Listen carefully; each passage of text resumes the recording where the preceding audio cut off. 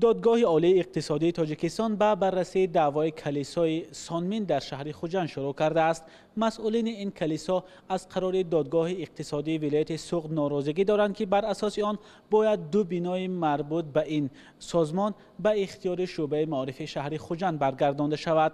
بحث کلیسای سانمین با شهرداری خوجند و همین طور دانشگاه دولتی شهر خوجند 4 سال به این طرف ادامه دارد، اما در گذشته در 2 مرتبه دادگاه اقتصادی دعوای مقامات را رد کرده و بحث را به فایده کلیسای سانمین حل کرده بود. اما در گذشته دادگاه اقتصادی ولایت سوغد بحث کلیسای سانمین با مقامات شهر خوجند و دانشگاه دولتی خوجند را به نفع کلیسا حل کرده بودند.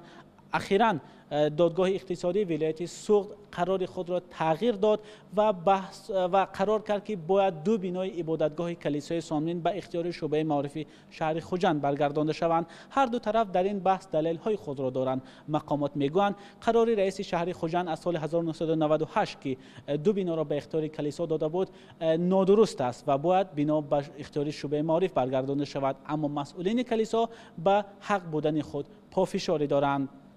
بحث کلیسای سانمین با مقامات شهرداری خوجند در حال صورت میگیرد که یکی از راهبان این کلیسا بهرام خلمتوف سال پیش با اتهام برانگیختن کینه و عداوت ملی و مذهبی به 3 سال زندان محکوم شده بود.